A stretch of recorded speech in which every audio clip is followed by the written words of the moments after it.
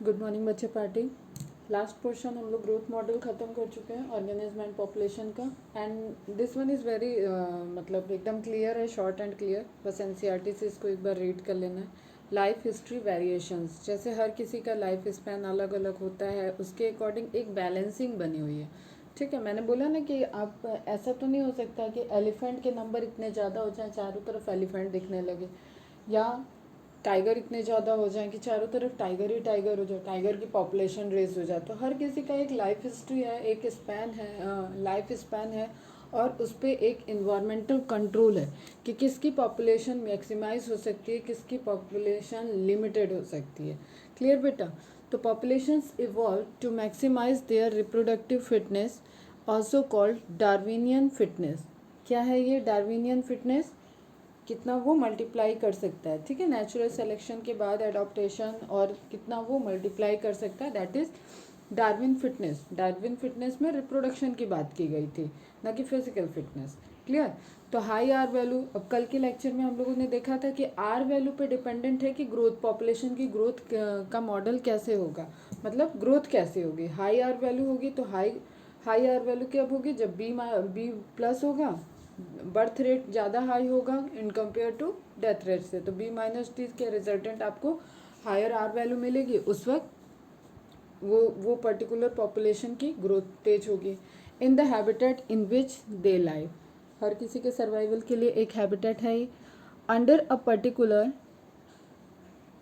set of selection pressure, organisms evolve towards the most efficient productive strategy.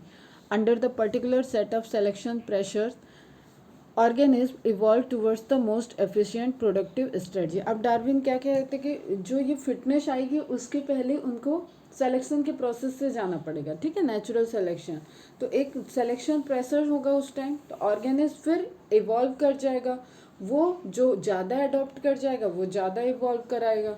ठीक है, towards the effective reproductive strategy, और वो fitness में आ जाएगा।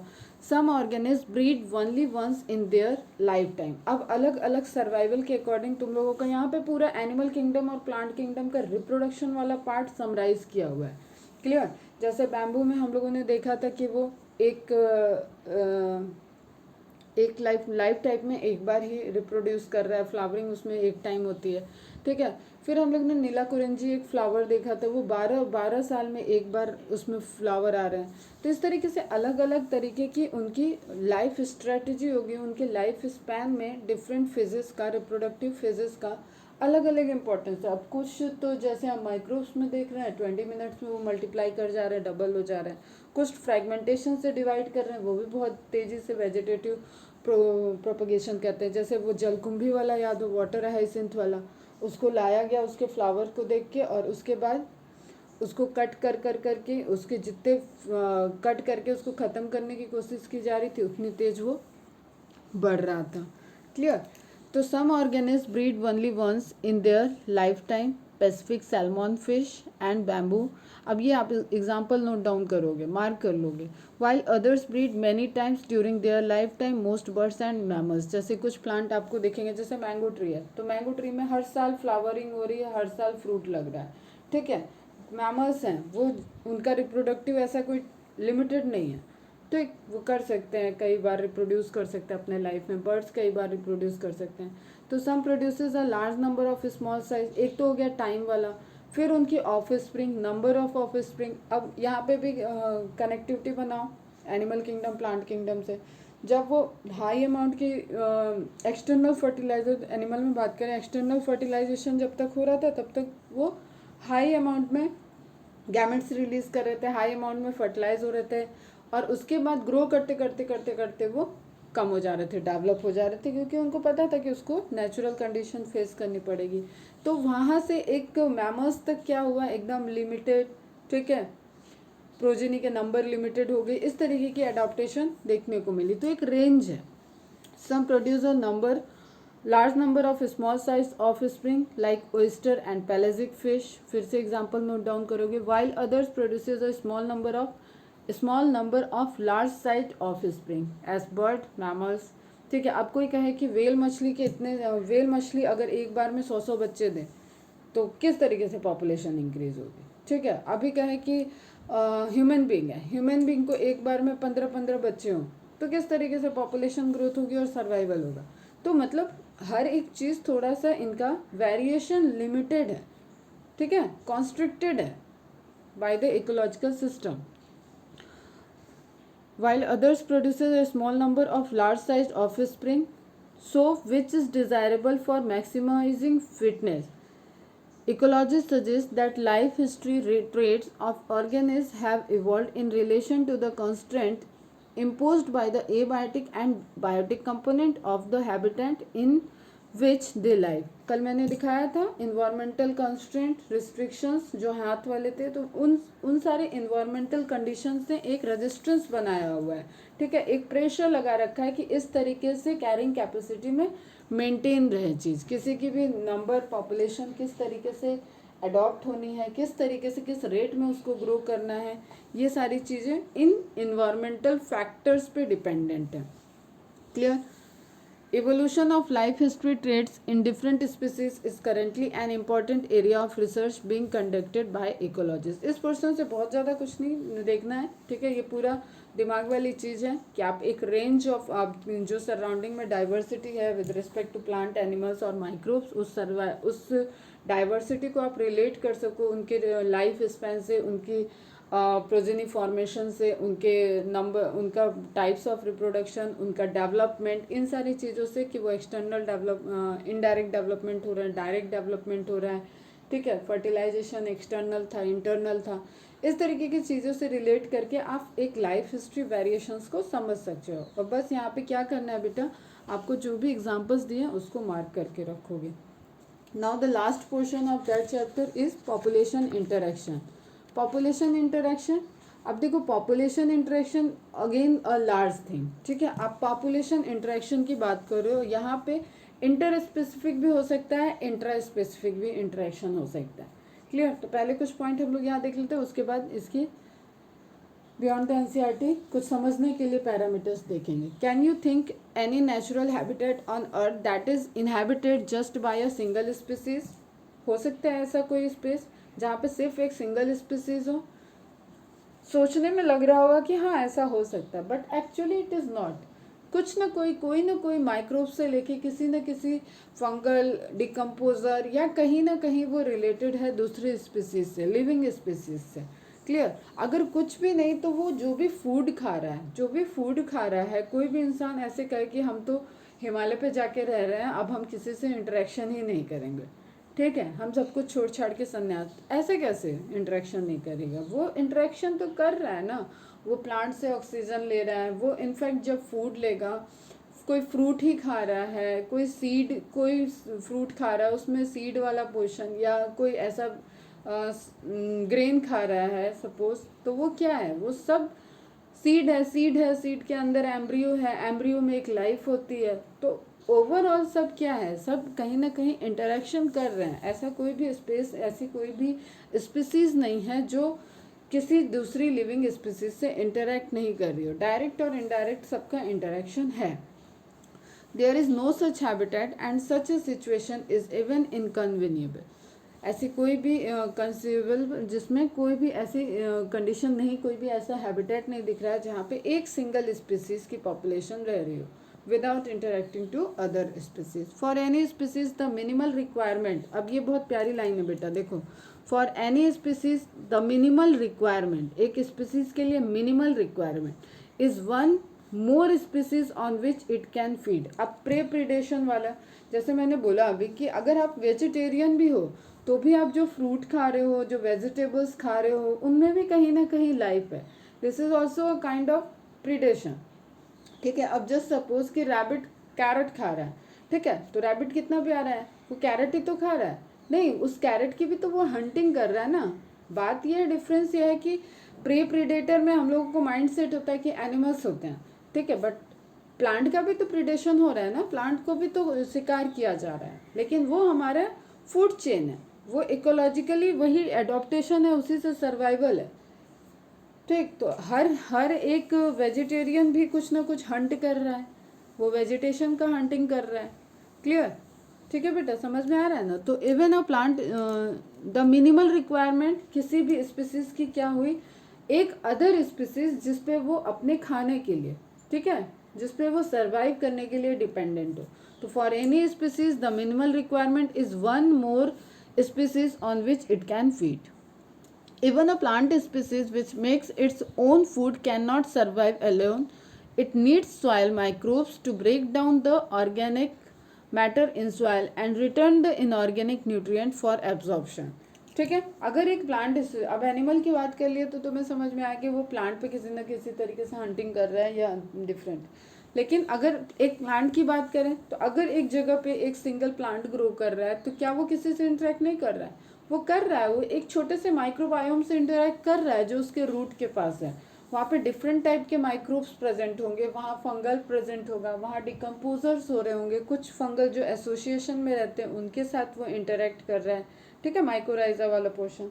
तो अलग अलग तरीके के हैं, कहीं कहीं पे जो अलग अलग तरीके का कमेंसलिज्म, म्यूचुअलिज्म, ये हम लोग देखेंगे, उसमें हमें डिफरेंट डिफरेंट टाइप के दिखेंगे। तो ऐसा नहीं है कि वो किसी से इंटरेक्ट नहीं कर रहा है, वो सॉइल से इंटरेक्ट कर रहा है, उस सॉइल में माइक्रोब्स प्रेजेंट हैं, माइक्रोब्स जो break down the organic matter in soil, decompose कर रहे हैं, ठीक है, और उसी डिकम्पोजिशन के बाद तो जो सॉइल और न्यूट्रिएंट्स बन रहे हैं उसको भी यूज़ कर रहे हैं, जैसे डेट्रियोर्स, ठीक है, जो डेड एंड डीके मटेरियल पे ग्रो करते हैं, फिर वो उसको कन्वर्ट करते हैं तो वो ह्यूमस बनता है वहाँ पे, humus, HUMUS, humus is organic, ठीक है, और वो ब्रेक डाउन होता है तो फिर वो इनऑर्गेनिक में कन्वर्ट हो जाएगा, इनऑर्गेनिक में कन्वर्ट होता है तो फिर वो सॉइल में मिल जाएगा और फिर वो सॉइल से रिसाइकलिंग हो रहा है। तो ओवरऑल बेसिक जो अर्थ पे पूरी एक सिस्टम चल रहा है बायोस्फीयर में, दैट इज एनर्जी ट्रांसफर, ठीक है, एनर्जी एक फॉर्म से दूसरे फॉर्म में ट्रांसफर हो रही है, एंड न्यूट्रिएंट्स रिसाइकलिंग,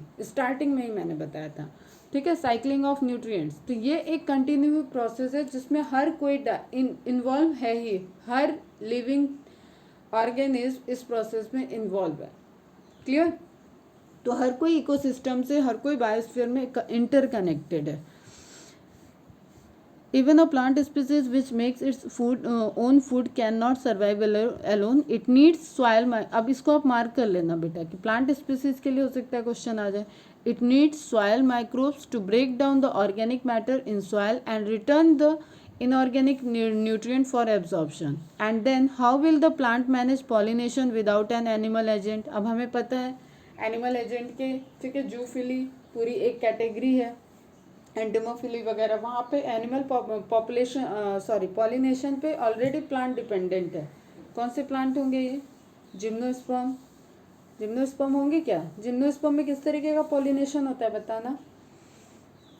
यहाँ पे एंजियोस्पर्म होंगे सिर्फ, ठीक है। जिम्नोस्पर्म में which type of pollination takes place in gymnosperm?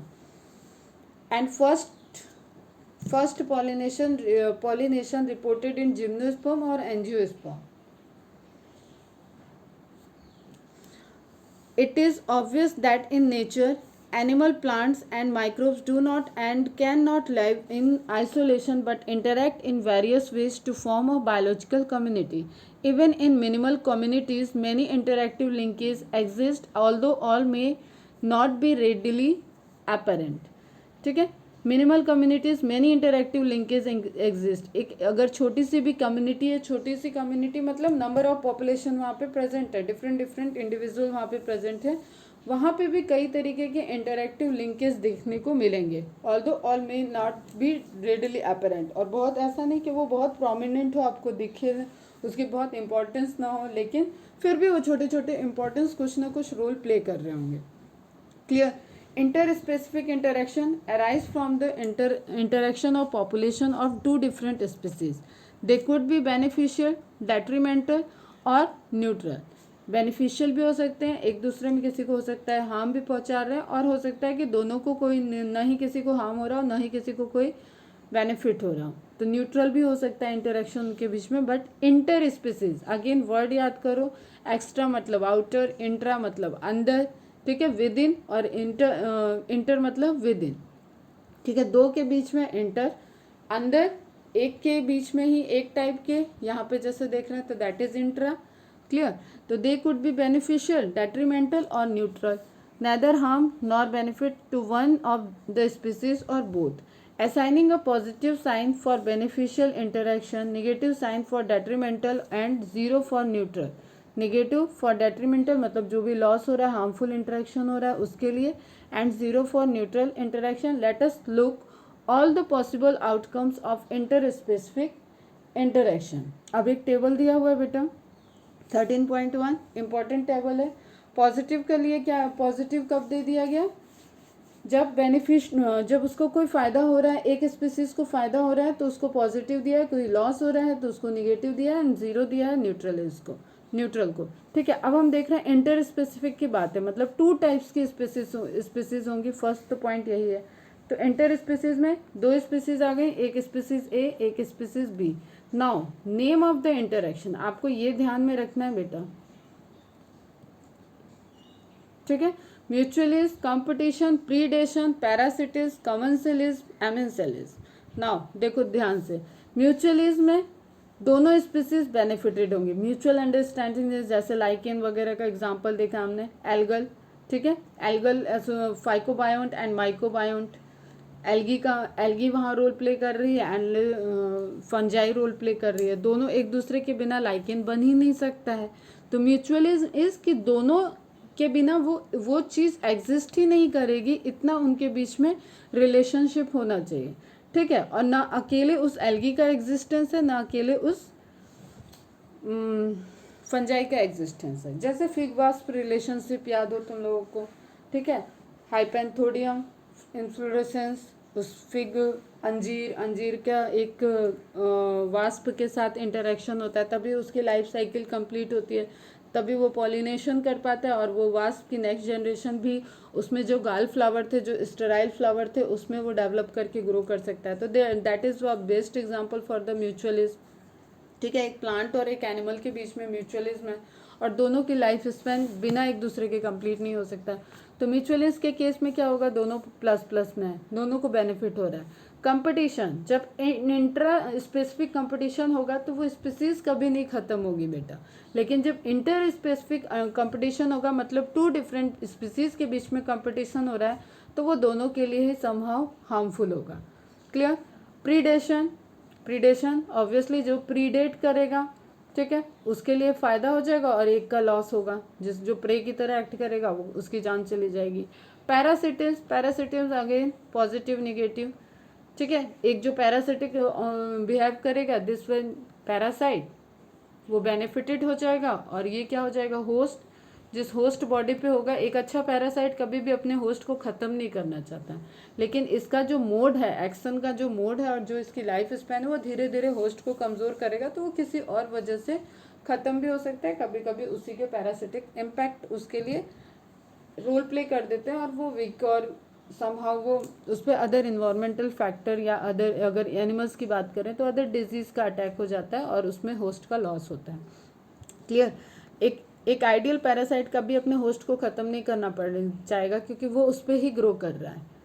ठीक, तो पैरासिटिस इज प्लस माइनस. नाउ कमेंसिलिज, एक बेनिफिटेड होगा, एक को कोई इम्पैक्ट नहीं पड़ेगा. एमेंसिलिज जस्ट अपोजिट, एक का लॉस होगा, दूसरे को कोई इम्पैक्ट नहीं पड़ेगा. ठीक है, सबके हम लोग अलग अलग एग्जाम्पल्स देखेंगे.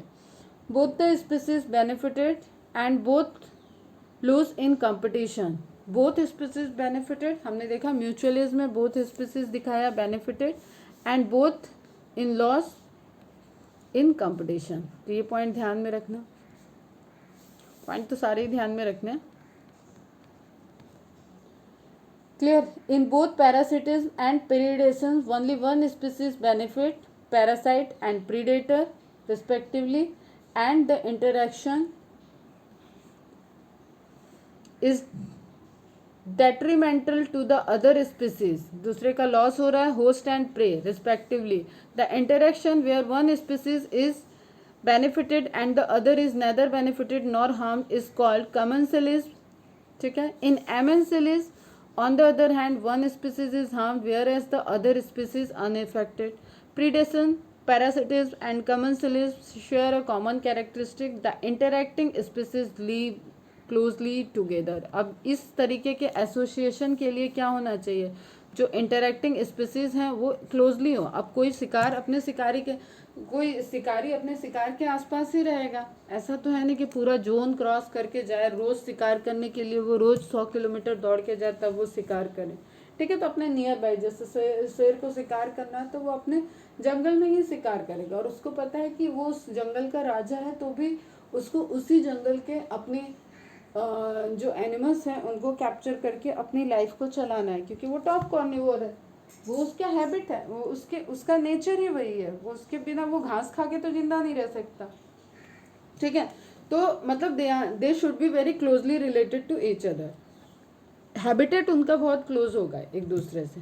ठीक है, ये तो हुए एनसीईआरटी के point. Before going to detail predation, अब यहाँ पे क्या करना है ना बेटा, आपको इसमें बहुत अच्छे अच्छे एग्जाम्पल्स दिए हैं, बहुत अच्छी अच्छी कहानी है, एग्जाम्पल्स हैं, उसको हम लोग को देखना है वन बाय वन सारे इंटरेक्शंस को, और एग्जाम्पल्स ही इम्पॉर्टेंट रहेंगे। बट उससे पहले मैं कुछ और चार्ट दे देती हूँ, कुछ डिटेल्स दूंगी जिसको आपको नोट डाउन करना है, समझना है। ठीक है, now first thing is, can population grow for ever? No. Why not? Population हमेशा ग्रो क्यों नहीं कर सकता है? क्योंकि वहाँ पे लिमिटिंग फैक्टर्स है। ठीक है, हमने देखा लिमिटिंग फैक्टर्स की कहानी सारी। ठीक है, तो limiting factor is what? Any abiotic और biotic factor that controls the number of individual in a population. ठीक है, carrying capacity, limiting factor. Limiting factor जो एकदम जिसपे मिनिमल सर्वाइवल के लिए जो सबसे मिनिमल अमाउंट में है। जैसे मैंने एक बार रेस की एग्जांपल बताई थी कि ग्रुप में रेस करना है, दो के ग्रुप में रेस करना है, और जो सबसे तेज दौड़ सकता है उसको छोटे बच्चे के साथ उसका पैर बांध दो। ठीक है, तो वो छोटा बच्चा उसकी दौड़ने की कैपेसिटी के लिए लिमिटेड हो गया। अब वो जब तक वो छोटा बच्चा नहीं दौड़ेगा तब तक वो बड़ी बहुत तेज दौड़ रहा था, लेकिन अब वो नहीं जीत सकता, और नहीं वो उसका running capacity is dependent on that limiting factor. तो limiting factor may be any abiotic और biotic factor that controls the number of individuals in a population. और अगर ये फैक्टर्स खत्म हो रहे होंगे तो उसका सर्वाइवल के लिए, मतलब मिनिमल सर्वाइवल के लिए वो तो रिक्वायरमेंट है ही, तो वो पॉपुलेशन पे इम्पैक्ट पड़ जाएगा। क्लियर? नाउ हम देख रहे हैं डिफरेंट डिफरेंट तरीके के इंटरेक्शंस हमें दिख रहे हैं, प्री प्रीडेशन, ठीक है, म्यूचुअलिज्म, ठीक है, कंपटीशन, इस तरीके के हमें डिफरेंट डिफरेंट। और ये दिख रहा है कमेंसलिज्म, जहाँ पे एक को फ़ायदा है दूसरे को कोई फ़र्क नहीं पड़ रहा है। इस तरीके के अलग अलग चीज़ों की, जैसे स्किन पे ग्रो कर रहा है तो उसमें भी क्या है, अब वो तो स्किन, वो तो बड़ी मछली के ऊपर ग्रो कर रहा है, लेकिन बड़ी मछली को उससे कोई मतलब नहीं है। ठीक है, उसके होने से दूसरे को फ़र्क पड़ा, तो एक कमेंसलिज्म ही हो गया, दूसरे को कुछ भी नहीं। तो एक एक को हम लोग डिटेल में देखेंगे ही वैसे। तो पॉपुलेशन इंटरेक्शन क्या कहता है? It could be intra specific, it could be inter specific. ठीक है, ये देख लोगे एकदम अच्छे से बेटा, थोड़ा सा टाइम लेके इसको नोट डाउन कर लोगे। इंट्रा स्पेसिफिक में competition for limited resources among the same species, जो रिसोर्सेज हैं जो सेम निके हैबिटेट में प्रेजेंट हैं स्पीसीज, एक ही स्पीसीज की पॉपुलेशन, वो रिसोर्सेज के लिए आपस में कंपटीट करेंगे। इस केस में क्या होगा, एक इंडिविजुअल कम हो सकता है, नंबर ऑफ इंडिविजुअल्स कम हो सकते हैं, लेकिन वो स्पीसीज कभी भी एक्सटिंक्ट नहीं होगी, क्योंकि वही स्पीसीज आपस में कंपटीट कर रही थी। Inter specific competition, competition for limited resources between the different population. अगर देखो गॉस लॉ भी क्या कहता है कि एक सेम रिसोर्स के लिए सेम हैबिटेट में रहने वाले, ठीक है, इस डिफरेंट स्पीसीज में एक ना एक एक्सटिंक्ट हो जाएगी। क्लियर? तो दैट इज एक ही कोई उसमें से सरवाइव करेगी, क्योंकि इंट्रा में तो सेम स्पीसीज आपस में लड़ रही है तो कोई भी जीतेगा, एक तो सरवाइव करेगा ही। लेकिन इंटर स्पेसिफिक में क्या हो गया, दूसरे कंपटीट कर रहे हैं, और जब भी कोई कंपटीट कर रहा है तो जो सरवाइव कर रहा है उसकी भी कुछ लॉस हुआ होगा। ठीक है, उसका भी लॉस होगा, और कंपटीशन था क्योंकि वहाँ पे, तो दोनों इसलिए नेगेटिव में जाते हैं। ठीक है, वो भले ही एक स्पीसीज वहाँ पे सरवाइव कर जाएगी और एक खत्म हो जाएगी, लेकिन जो स्पीसीज सरवाइव करेगी उसने भी कुछ कॉस्ट पे किया होगा सर्वाइवल के लिए। तो interspecific competition, competition for limited resources between different population, या you can say different species. अब इस चार्ट को बेटा बड़े ध्यान से बना लोगे। ठीक है, एक स्पीसीज ए, एक स्पीसीज बी, वही जो टेबल फॉर्म में है उसी का आपको यहाँ पे कनेक्शन दिख रहा है, बेनिफिटेड, ठीक, और पहला है म्यूचुअलिस्ट, बोथ आर बेनिफिटेड, स्पीसीज ए भी बेनिफिट में है, स्पीसीज बी भी बेनिफिट में है। एक बेनिफिट में है, दूसरे को नो इफेक्ट, कमेंसेलिस, ठीक है। एक बेनिफिट में है, दूसरे को हार्म, पैरासिटिस। एक बेनिफिट, दूसरे को कोई इम्पैक्ट नहीं पड़ा, कमेंसेलिज्म। एक बेनिफिट में है, दूसरे को हार्म, पैरासिटिस। क्लियर। म्यूचुअलिस्ट दोनों बेनिफिट में है, म्यूचुअलिस्ट, ठीक। एक बेनिफिट, दूसरे को हार्म, एक मिनट बेटा, दूसरे को हार्म हो रहा है तो पैरासिटिस। एक बेनिफिट में है और दूसरे को कोई इम्पैक्ट नहीं तो कमेंसेलिज्म, ठीक है। दोनों को कोई इफेक्ट नहीं है, इसको क्या कह देंगे, न्यूट्रलिज्म। दोनों को कोई इफेक्ट नहीं है, दोनों आपस में ग्रो कर रहे हैं, जैसे दिखाएंगे, अच्छा ठीक है, इसके एग्जांपल्स देखेंगे हम लोग। तो this one is neutralism when both are non affected, but वो दोनों एक दूसरे से इंटरेक्ट कर रहे हैं, उससे उनको कोई फर्क नहीं पड़ रहा है। एमेंसेलिज्म, नो, एक को कोई इफेक्ट ना हो और दूसरे को हार्म हो, इसको क्या कहेंगे, एमेंसेलिज्म। एंड कंपटीशन, जब दोनों को हार्म हो तो कंपटीशन। तो आपको टॉप मोस्ट दिख रहा है दोनों को benefit and lower most is दोनों को हार्म। तो first one is mutualist and second one, last one is competition. Clear है बेटा, इसको ड्रॉ कर लोगे। बायोलॉजिकल इंटरेक्शन टू टाइप्स के दिखा रहे हैं, पॉजिटिव इंटरेक्शन, नेगेटिव इंटरेक्शन। अब पॉजिटिव इंटरेक्शन को ग्रुप करें तो इसमें क्या क्या आ जाएगा, म्यूचुअलिज्म आया एंड कमेंसेलिज्म आया, जिसमें एक को किसी को इफेक्ट नहीं पड़ रहा था, एक को फायदा हो रहा था। तो म्यूचुअलिज्म जिसमें दोनों प्लस प्लस, म्यूचुअलिज्म में दोनों प्लस प्लस, इसमें एक प्लस एक जीरो। अब ये नोट डाउन कर लोगे बेटा, ये एनसीईआरटी में नहीं लिखा है। प्रोटो कोऑपरेशन, प्रोटो कोऑपरेशन में कैसे होगा, म्यूचुअलिस्ट में तो कैसे है कि वो दोनों, जैसे मैंने लाइकेन का एग्जांपल बनाया, तो वो एल्गी और फंजाई विदाउट एक दूसरे के एसोसिएशन के वो सरवाइव नहीं कर पाएंगे, ठीक है। माइक्रोबायोन्ट और फाइकोबायोन्ट जब आपस में मिलेंगे तभी जाके लाइकेन बनेगा, तो उनको हर टाइम एक दूसरे से एसोसिएशन रहेगा, ऐसा होता है म्यूचुअली। लेकिन कंडीशनली, एग्जांपल्स देखेंगे इनके, कंडीशनली वो एक दूसरे के एसोसिएट हो रहे हैं और इंडिविजुअल भी सर्वाइव कर ले रहे हैं, और जब एसोसिएट हो रहे हैं तो दोनों बेनिफिटेड हो रहे हैं, ऐसा होता है प्रोटो कोऑपरेशन। क्लियर, ठीक है। Mutualist always and proto cooperation conditional, ठीक है। जब वो एक दूसरे के क्लोजली रिलेटेड होंगे तो एक दूसरे को बेनिफिट करेंगे, अदरवाइज अपना इंडिविजुअल सर्वाइव करेंगे। तो these are the positive interaction, इसमें बेनिफिट ही बेनिफिट की बात हुई है, लॉस की बात नहीं हुई है। नाउ नेगेटिव इंटरेक्शन, एमेंसेलिज्म भी आ जाएगा, क्योंकि एक का लॉस हो रहा था और एक को कोई इफेक्ट नहीं कर रहा था। पैरासिटिस, एक लॉस, ठीक है, एक बेनिफिटेड, मतलब एक निगेटिव तो आया ही है। प्रीडेशन, एक लॉस एक बेनिफिटेड लेकिन एक निगेटिव है। कैनिबलिज्म, पता है तुम लोगों को, वहाँ पे भी लॉस निगेटिव होगा। कंपटीशन, कंपटीशन में बहुत निगेटिव होंगे। तो इस तरीके से हमने एक पूरा प्रॉपर चार्ट बना लिया जिसमें पॉजिटिव और निगेटिव को हम लोगों ने सेपरेट कर लिया। क्लियर है बेटा, ठीक। अब वो जो तुम्हारा दिया हुआ है उससे रिलेटेड ये शो कर रहा है, म्यूचुअलिस्ट, कमेंसेलिस्ट, प्रीडेशन, पैरासिटिस एंड एमेंसेलिस्ट। तो पॉजिटिव और निगेटिव के पॉइंट ऑफ व्यू से इसको सेपरेट कर लोगे। इस इमेज में क्या दिख रहा है हमें कि एक सिंगल प्लांट ग्रो कर रहा है, ये तो किसी लिविंग से इंटरेक्ट नहीं कर रहा है, but it interact to the microbes, decomposer जो ऑलरेडी डिकम्पोज कर रहे हैं इसके छोटे से इकोसिस्टम में, और वहाँ से ये इनऑर्गेनिक न्यूट्रिएंट्स को ले रहा है सॉइल से, तो इंटरेक्शन इसका भी हो रहा है, ठीक है। फिर हमें दिख रहा है energy transfer and heat loss along a food chain. हम पूरा एक देख रहे हैं जो पूरा फिनोमिना चल रहा है, transfer of energy and cycling of nutrients, उसको रिप्रेजेंट कर रहा है, ठीक है। आगे के चैप्टर्स में हम लोगों को इसको डिटेल में देखना ही देखना है, ये एनसीईआरटी वाला ही है, ठीक है। फिर फूड चेन्स हम देख रहे हैं, सबको आइडिया है लोअर क्लास से फूड चेन्स का, और अभी आगे के जो इकोलॉजी वगैरह है वहाँ पे ही सब डिटेल में देखना ही है, ठीक है। ये भी फूड चेन है। अब पता है कि एक लेवल इस पे, जो एक लेवल में कहीं पे अगर इसका फूड डिस्टर्ब हो गया तो आगे की चेन पूरी डिस्टर्ब होगी। अगर ये इस पे डिपेंडेंट है और किसी वजह से ये रिमूव हो गया तो ऑब्वियसली ये चेन अफेक्टेड होगी। तो एक एक को हम जब डिटेल में देखेंगे तब वहाँ डिस्कस करेंगे, ठीक है। क्योंकि देखो 9:20 होने जा रहा है, मैं अपलोड कर दूंगी तो एक छोटा सा लेक्चर तुम लोग देख लोगे और फिर एक दिन में मैं रिकॉर्ड कर दूंगी ये सारा प्रिडेशन वगैरह।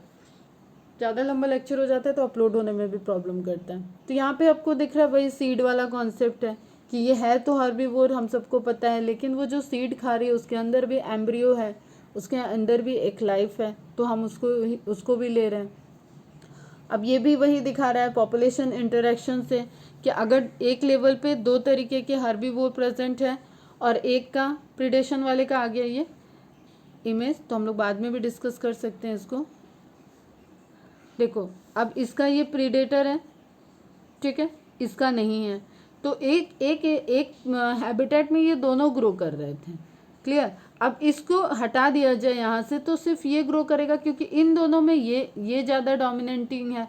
तो ये जो फूड चेन ले रहा था, जिस फूड चेन पे ये दोनों डिपेंडेंट थे, उसको ये तेज़ी से उस पर इसका पॉपुलेशन बढ़ रहा है क्योंकि इसका प्रीडेटर ही हट गया, तो इसकी पॉपुलेशन बढ़ रही है और इसकी एफिशिएंसी इससे ज़्यादा थी इस फूड को लेने की।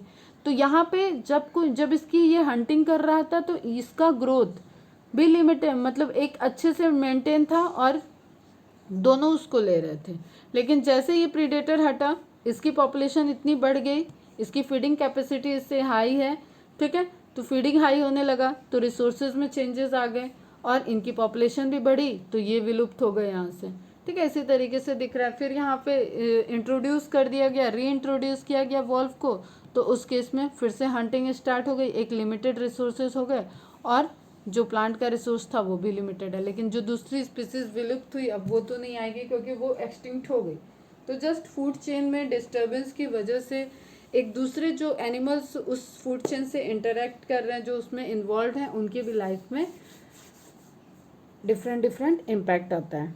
क्लियर बेटा। तो हम लोग देखते हैं ये सारे एग्जाम्पल्स नेक्स्ट लेक्चर में, इसको कवर कर लेना और अपडेट कर देना। Bye bye, take care.